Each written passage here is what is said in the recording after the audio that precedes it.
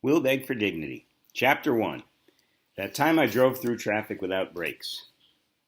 I grew up playing video games on the Intellivision, Nintendo, ColecoVision, and the Atari's 26, 52, and gasp, 7800 game systems. Many of those games required the steering wheel accessory. Remember that, Jem? Such as Pole Position or Spy Hunter. So I don't mind saying I was pretty good at avoiding real obstacles on an imaginary road. My mother would tell me how it was a complete waste of my time, detrimental to my overall development. She was right, until I moved to Los Angeles out of college. My time there did not begin well. I bought a used Audi GT coupe before making the journey, and it had a horrible habit of shutting off at the most inopportune moments, such as while driving. Every expert mechanic I took it to in Boston said, "We don't know why it's doing this, but a new fuel pump relay should fix it." And I got a new fuel pump relay. And another. And another. When I had it shipped to Los Angeles from Boston on a car transport driven by a lesbian trucker couple, they could not get the car to start to get it off the truck, as it had stalled. This caused some confusion about what to do for a few minutes. Other than that, the car was fine. Until during my third week in Los Angeles, the brakes began to squeak. It was that warning mechanism brakes have that tell you that if you don't replace them, the brake pads, your car will most likely send you hurtling off a cliff at the most inopportune moments, such as while driving. And no one, especially me, wanted that.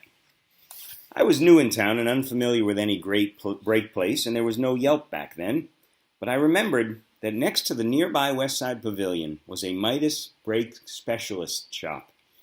These people not only knew brakes, they were specialists. It said so on the sign, so I had my answer. Even as a young adult, I'd already had the oil changed several times before, so I knew what to expect. You take your car in, they do the job, you take it home. Easy peasy.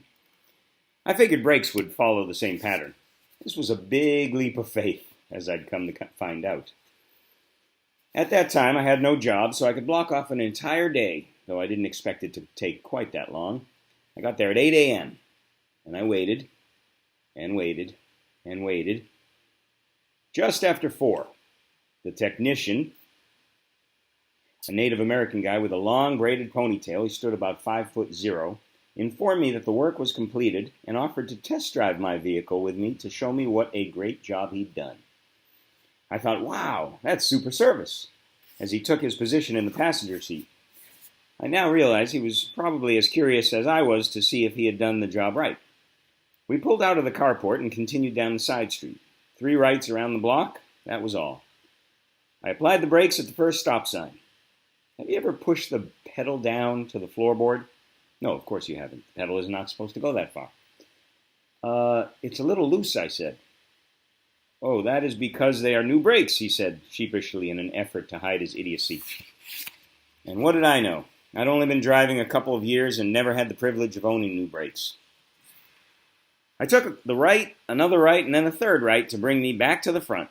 Same situation happened, and I pushed the brake pedal all the way down, but the car stopped, so I paid the fee and hopped in my new braking car to head home. Braking? Is that a word? Braked? Ah, yes, broken, of course. I hopped in my new broken car. It was now 4:30, and the shop was closing for the day.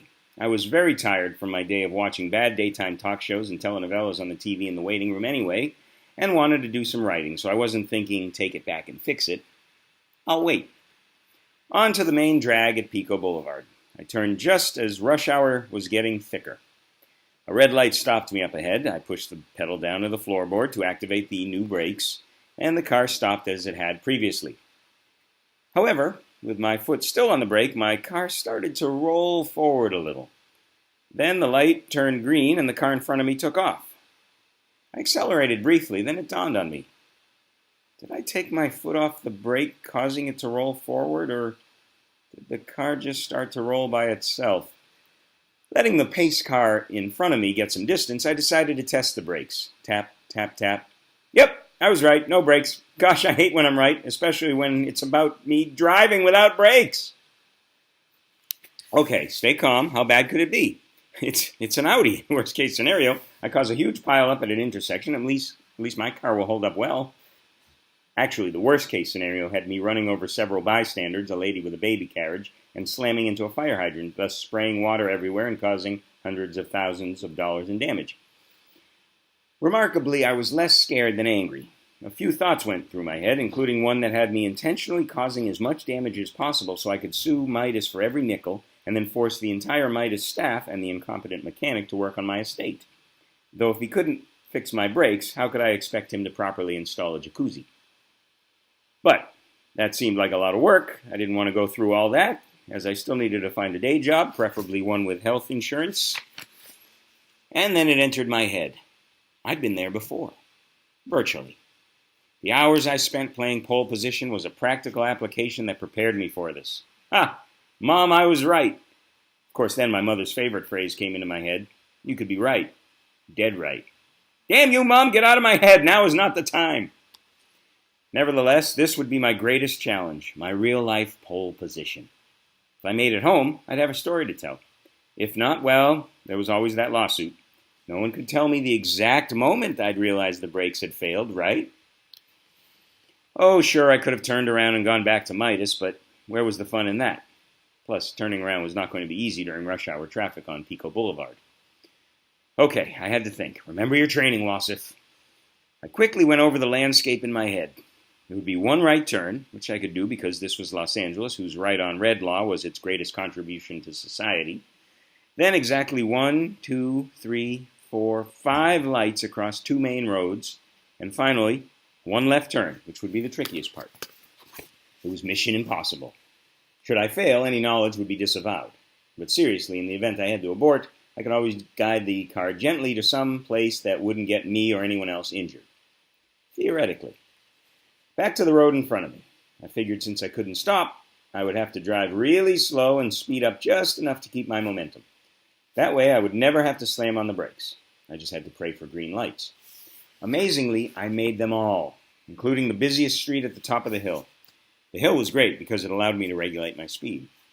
Now my mind wandered ahead to the left turn. What if oncoming traffic was too steady and I couldn't make it? I figured out plans B and C just in case. Plan B was that I would try the left-hand turn onto the next side street, and Plan C was that I would soil my pants. I worried that I had run out of luck. But huzzah! Like the Red Sea underneath the hand of Moses and the wonders of the Universal Studios backlot, the southbound traffic parted just enough to allow me the perfect opportunity to take the turn.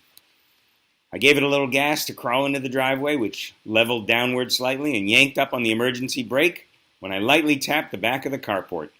Luckily, my roommate wasn't home. Otherwise, his car would have been my wall. And there it was. I'd made it home alive. A real-life video game with potential real-life consequences. Oh, and the next day I had the car towed to Midas at their expense. Rented a car at their expense, and had them put working brakes in the car at their expense. A lawsuit might have eliminated the need for a job, but I let them off the hook as I would have gone broke long before I received the settlement. No harm, no foul. In the end, the one thing I learned was that when you see your kids spending hours in front of the television playing video games, they are inevitably setting themselves up with honest-to-goodness survival skills. And that is well worth the morbid obesity and joint pain they'll have. Oh, and never go to Midas.